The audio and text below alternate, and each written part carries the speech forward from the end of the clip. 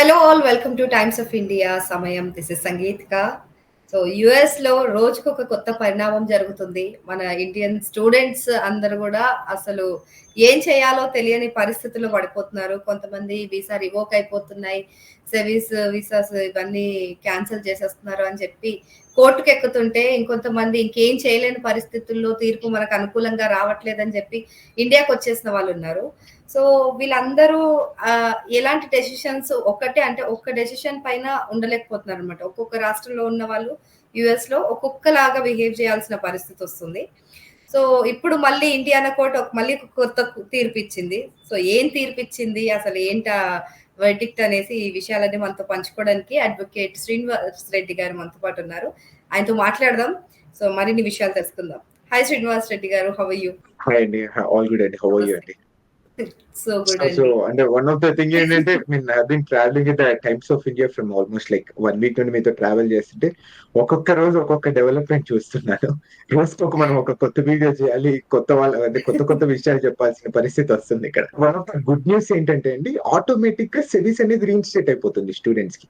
అంటే even case file చేయకపోయినా కానీ, లేకపోతే రీఇన్స్టేట్మెంట్ ఆఫ్ సెవీస్ ఫైల్ చేయకపోయినా కానీ, కొంతమంది స్టూడెంట్స్ కి ఆటోమేటిక్ గా సెవీస్ రీఇన్స్టేట్ అయిపోయి మీ పని మీరు చేసుకొని మీ చదువు మీరు చదువుకోండి అని వచ్చేసి అది అర్థం కావడం లేదు ఎలా వస్తుంది అనేది ఇంకా. So I show you one ఒక మీకు ఇది చూపిస్తాను. ఒక ఫోటో కూడా ఇట్లా వస్తుంది.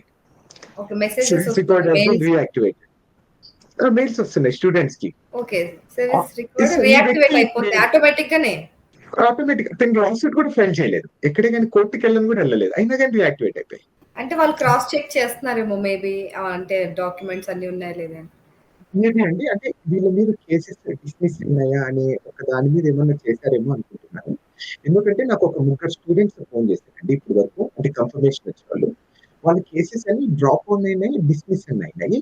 వాళ్ళకి ఒకటి ఇప్పుడు సిరీస్ అనేది రియాక్టివేట్ అయిందని నా ఒపీనియన్. సో ఇంకా ఈ రోజు తెలుస్తుందండి, ఈ రోజు ఎందుకంటే స్కూల్ ఓపెన్ అయిపోతుంది కాబట్టి పోతుంది. ఇంకా 9 o'clock నుండి మనకు చాలా క్లారిటీ వస్తుంది, అంటే ఏం ప్యాటర్న్ యూజ్ చేసి. ఓకే, అసలు ఇప్పుడు ఇండియానా కోర్ట్ ఏం చెప్పింది? ఇదేనా రీయాక్టివేట్ చేసేయమని చెప్పిందా 133 మెంబర్స్ కి?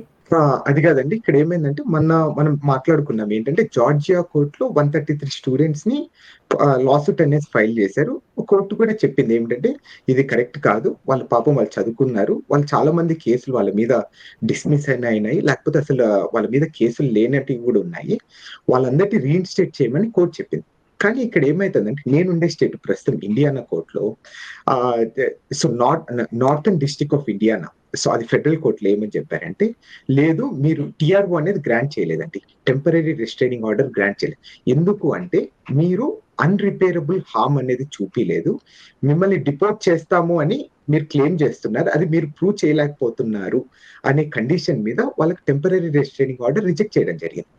అంటే దీని వల్ల ఏమైపోతుంది అంటే కొంచెం లీగల్ అన్సర్టనిటీ అనేది స్టార్ట్ అవుతుంది.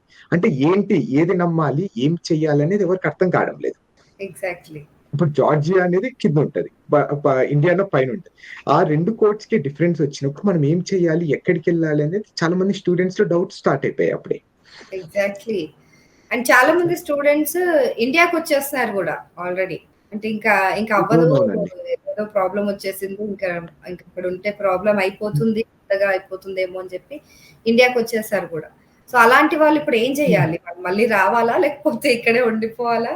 అంటే అది యూజువల్ గా అండి, అంటే నాకు అర్థమైన లాంగ్వేజ్ ఏంటంటే, ఒకసారి మనకు వీసా దేనికి ఇస్తారు అంటే మీరు చదువుకోవడానికి. ఇప్పుడు ఫర్ ఎగ్జాంపుల్ నాది 2 years కోర్స్ అనుకోండి, 2 years మీరు చదివి మళ్ళీ రిటర్న్ రావాలి అనే ఒక కండిషన్ మీద, ఒక ఊహ మీద వాళ్ళు మనకు వీసా ఇస్తారు. అంటే మీరు అక్కడికి పోయి పని చేసి అమెరికన్ డ్రీమ్ కోసం మీరు అక్కడే ఇల్లు కొనుక్కొని అక్కడే సెటిల్ కమ్మని ఎక్కడ రూల్ లేదు. వాళ్ళు ఒకవేళ డౌట్ వచ్చింది అనుకుంటే వాళ్ళు వీసా రిజెక్ట్ చేసేస్తారు. ఇక్కడ వీళ్ళది ఆల్రెడీ చదువు అయిపోయిందండి, వీళ్ళు 2 years చదువు అయిపోయింటది, వీళ్ళు రిటర్న్ వెళ్ళిపోయారు. వీళ్ళు ఇంకా ఎలా వస్తారు అంటే ఇంకా నెక్స్ట్ ఏ వీసా మీద రావాలి, మళ్ళీ కొత్త వీసా తీసుకోవాలి, కొత్తగా F1 వీసా మీద రావాలి.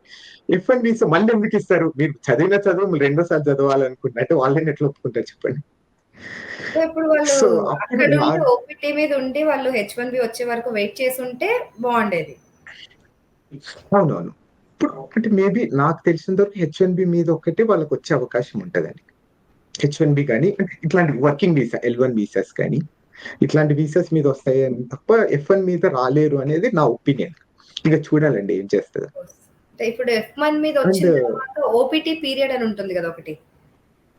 సో మరి అవునవును. ఆ పీరియడ్‌కి వీళ్ళేమన్నా అలో చేస్తున్నారా? ఇంకేమన్నా ఇన్ఫర్మేషన్ ఉందా దానికి సంబంధించి? అంటే ఇక్కడ మనం ఏంటంటే ఒక్కసారి మీకు మొన్న గూడా మనం ఒకటి డిస్కస్ చేసాం. F1 వీసా అనేది ఏంటంటే ఎంట్రీ అంటే టికెట్ టు ద యూఎస్ఏ. మీకు అది క్యాన్సిల్ అయిపోయింది.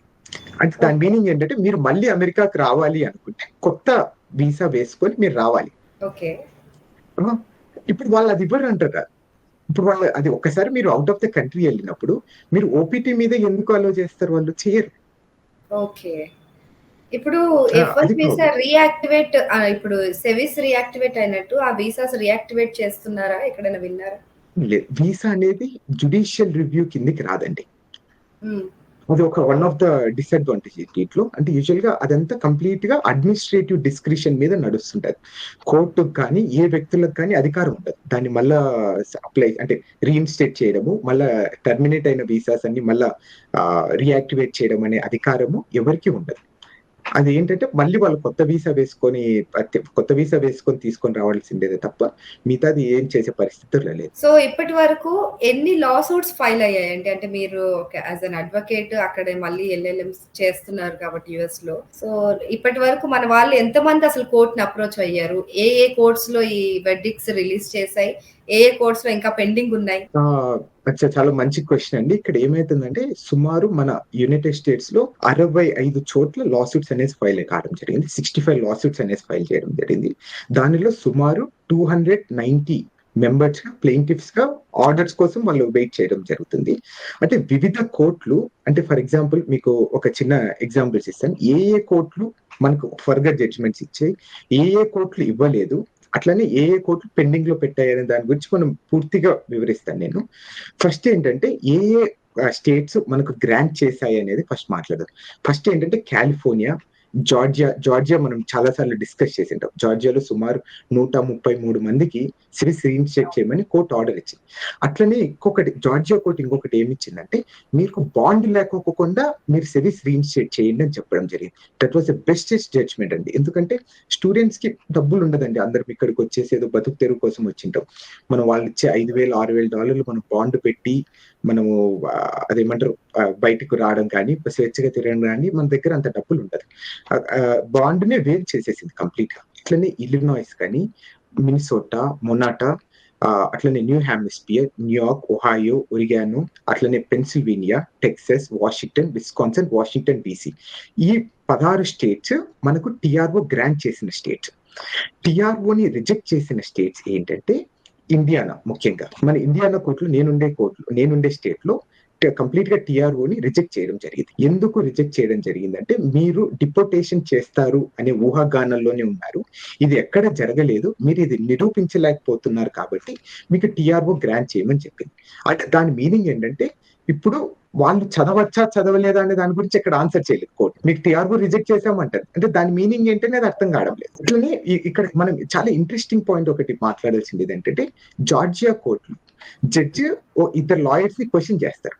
ఏంటంటే నా ముందు ఇద్దరు ఎక్స్‌పీరియన్స్‌డ్ లాయర్స్ ఉన్నారు. సరే ఇప్పుడు మీరు చేసేదంతా రూల్స్‌కి ఫర్‌గానో ఒకరు అగెయిన్స్ట్‌గా చేస్తున్నారే అని అనుకుందాం. సరే ఇప్పుడు ఒక్కసారి సెవీస్ అనేది టర్మినేట్ అయిన తర్వాత వాళ్ళ స్టేటస్ ఏంటి అనేది ఒకసారి మీరు కోర్టుకి చెప్పండి అంటే ఎవరు చెప్పలేకపోయారు.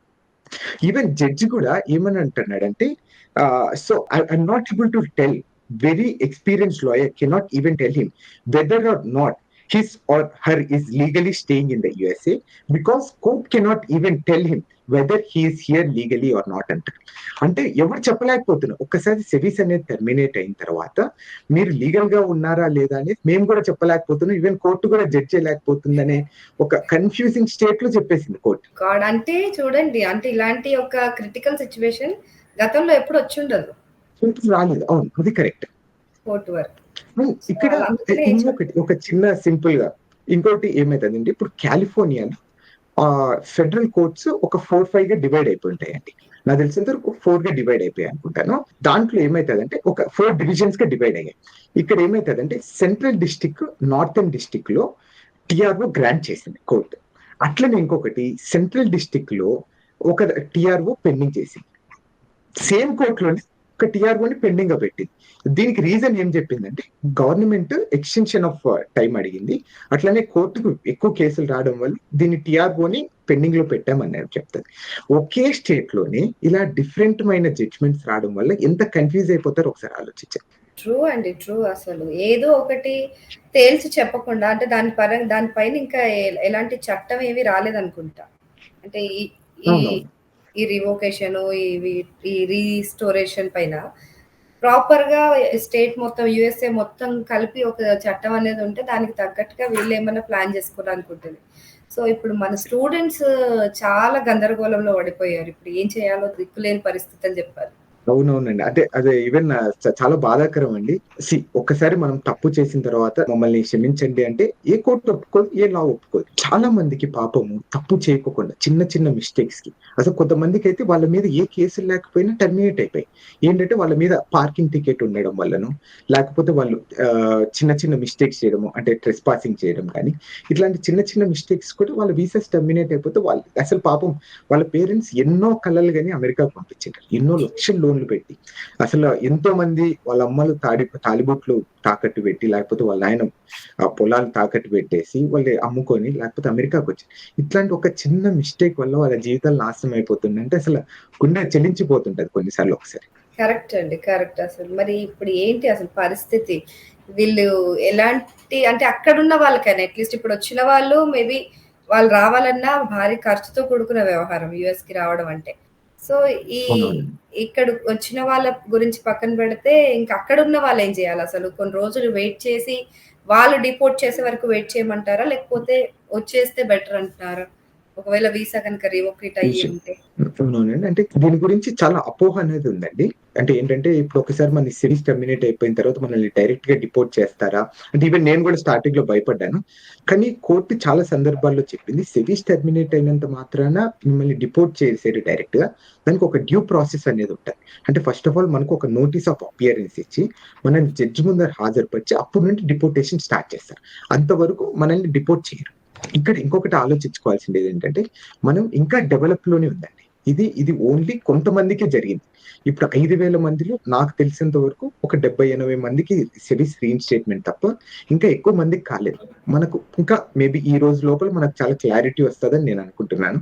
అంతవరకు మనం ఎలా ఎక్కడున్నామో యథాస్థితిగా ఇండియాకెళ్ళే plans కొంతమందికున్నాయి.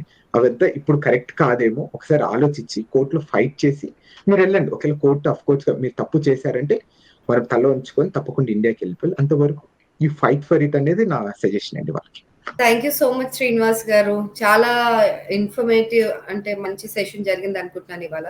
So, different codes, different వెర్డిక్ట్స్ ఇస్తున్న వేళ ఎంతో కొంత జాగ్రత్తగా ఉంటే తప్ప మనం ఈ పరిస్థితులను అధిగమించలేమని చక్కగా చెప్పారు. So, thank you so much.